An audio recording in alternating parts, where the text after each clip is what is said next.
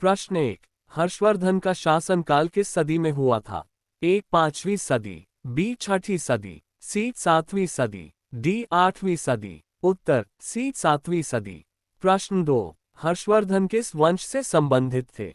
ए मौर्य वंश, बी गुप्त वंश, सी वर्धन वंश, डी सातवाहन वंश। उत्तर सी वर्धन वंश। प्रश्न 3। हर्षवर्धन की राजधानी कौन सी थी? ए पाटलिपुत्र, बी कन्नौज, सी थानेश्वर, डी उज्जैन। उत्तर सी थानेश्वर। प्रश्न 4। हर्षवर्धन ने किस नदी के किनारे अपनी मृत्यु तक शासन किया था?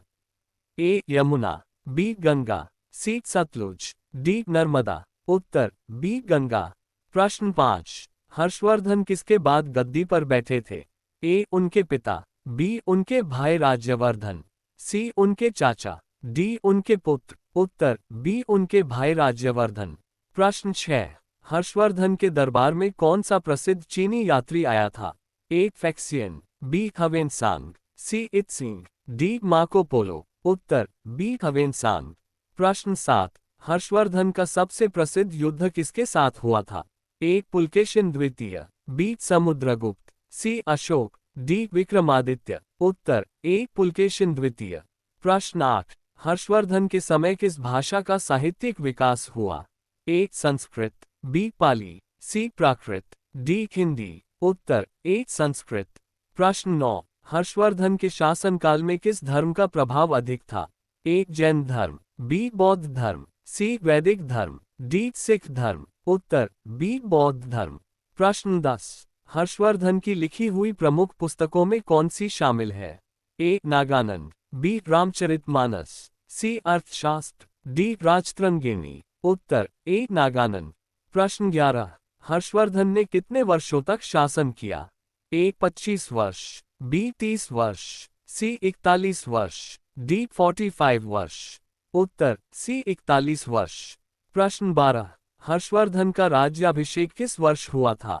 ए 606 ही, बी 610 ही, सी 616 ही, डी 620 ही। उत्तर ए 606 ही। प्रश्न 13। हर्षवर्धन के काल में कन्नौज युद्ध किसके साथ लड़ा गया था?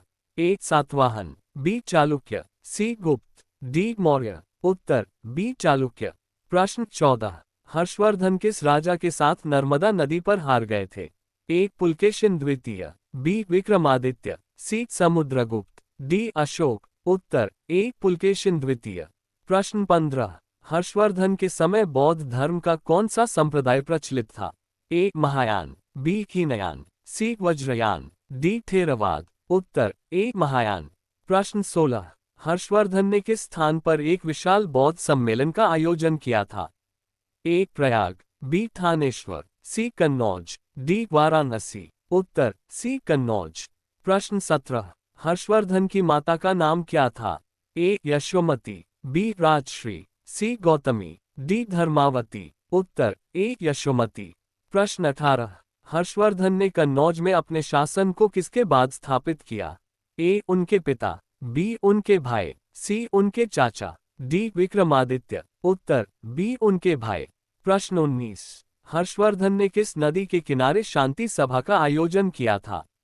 ए गंगा, बी यमुना, सी सरस्वती, डी सतलुज। उत्तर ए गंगा। प्रश्न 20। हर्षवर्धन ने कौन सी भाषा में साहित्य रचा था? ए पाली, बी संस्कृत, सी प्राकृत, डी अपभ्रंश। उत्तर बी संस्कृत। प्रश्न 21। हर्षवर्धन का उत्तराधिकारी कौन था? ए उनके पुत्र, बी उनकी बेटी, सी कोई नहीं, डी उनके भाई। उत्तर सी कोई नहीं। प्रश्न 22। हर्षवर्धन की मृत्यु किस वर्ष हुई थी? ए 647, बी 657, सी 667, डी 677। उत्तर ए 647। प्रश्न 23। हर्षवर्धन के समय में कौन सा प्रमुख व्यापारिक मार्ग प्रचलित था?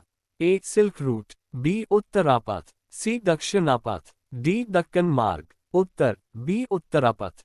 प्रश्न 24। हर्षवर्धन की सबसे प्रसिद्ध साहित्यिक रचना कौन सी है? ए प्रियदर्शिका, बी रत्नावली, सी नागानंद, डी उपरोक्त सभी। उत्तर डी उपरोक्त सभी। प्रश्न 25। किस चीनी यात्री ने हर्षवर्धन के शासनकाल के बारे में विस्तृत विवरण दिया? A. Xuanzang, B. Itsing, C. Faxian, D. Marco Polo. उत्तर ए. हवेनसांग।